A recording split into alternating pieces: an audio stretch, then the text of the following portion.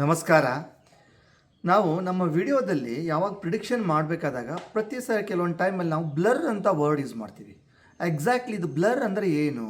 So ಇಲ್ಲಿ ಏನಾಗುತ್ತೆ, ಯಾವಾಗ ಮನುಷ್ಯನ ಗ್ರಹಗತಿಗಳು ಫಲ ಕೊಡಬೇಕು ಅಂತ ಫಲ ಕೊಡೋಕ್ಕಂತ ಸಿದ್ಧವಾಗಿರ್ತಾವೆ, ಯಾವಾಗ ಮಧ್ಯದಲ್ಲಿ ಅದೃಶ್ಯ ಶಕ್ತಿಯು ಸಂಚಾರ ಮಾಡಿದಾಗ ಜಾತಕಾನುಸಾರ ಸಿಗಬೇಕಾದ ಫಲನ ಸಿಗದೇ ಇದ್ದಾಗ ಅದನ್ನು ನಾವು ಬ್ಲರ್ ಅಂತ ಇಂಗ್ಲೀಷಲ್ಲಿ ಹೇಳ್ತೀವಿ, ಅದನ್ನು ಸಂಸ್ಕೃತದಲ್ಲಿ ದೈವಾವರಣಂ ಅಂತ ಹೇಳ್ತೀವಿ. ಸೊ ಒಂದು ಎಕ್ಸಾಂಪಲ್ ತಗೋಬೇಕಂದ್ರೆ, ನಾನು ಇನ್ನೇ ಹೇಳಿರೋ ಹಾಗೆ ನಮ್ಮ ದಳಪತಿ ವಿಜಯ್ದು ಇದೇ ವರ್ಷ ಆಗಸ್ಟ್ 20 ನಂತರ ಮುಂದೆ ಬ್ಲರ್ ಇದೆ ಅಂತ ಹೇಳಿದೆ. ಸೊ ಈ ಒಂದು ಆಗಸ್ಟ್ 20ವರೆಗೂ ನಮ್ಮ ಕ್ಲಿಯರಿಟಿಯಾಗಿ ಅವರ ಫ್ಯೂಚರ್ ಕಾಣ್ತಾ ಇದೆ.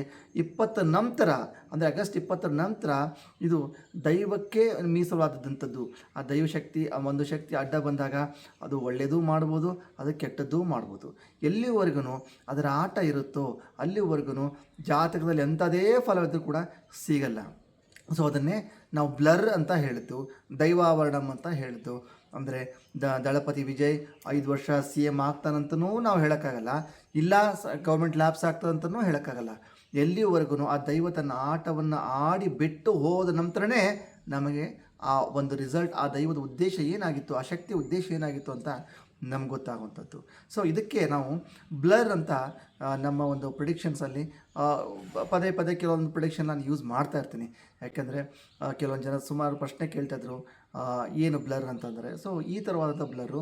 ಸೊ ದಳಪತಿ ವಿಜಯ್ ಕೇಸಲ್ಲಿ ಅವನು 5 ವರ್ಷ ಆಗ್ತಾನಂತನೂ ಹೇಳಿಲ್ಲ, ಅಥವಾ ಇವಾಗ ಸರ್ಕಾರ ಲ್ಯಾಬ್ಸ್ ಆಗ್ತದಂತನೂ ಹೇಳಿಲ್ಲ. ಮಧ್ಯದಲ್ಲಿ ಏನು ಟೈಮ್ ಪೀರಿಯಡ್ ಇದೆಯಲ್ಲ, ಅದು ದೈವದ ಆಟ. ಸೊ ಇದಕ್ಕೆ ನಾವು ನಮ್ಮ ಅಂಥ ನಾರ್ಮಲ್ ಮನುಷ್ಯರಿಗೆ ಅದು ನಮಗೆ ಕ್ಲಿಯರಾಗಿ ಗೋಚಾರ ಆಗಲ್ಲ. ಸೊ ಎಲ್ಲಿವರೆಗೂ ದೈವತನ ಆಟ ಮುಗಿಸಿ ಹೊರಗಡೆ ಹೋದ ನಂತರನೇ ಗೊತ್ತಾಗುವಂಥದ್ದು. ಸೊ ಇದೇ ಒಂದು ಬ್ಲರ್ ಕಾನ್ಸೆಪ್ಟು, ದೈವಾವರಣಂ ಅಂತ ಹೇಳ್ತಾರೆ. ಇಷ್ಟು ಹೇಳ್ತಾ ಇವತ್ತಿನ ಸಂಚಿಕೆಗೆ ಅಲ್ಪ ವಿರಾಮ ಮಾಡ್ತಿದ್ದೀನಿ. ಸರ್ವೇ ಜನಾಃ ಸುಖಿನೋ ಭವಂತು.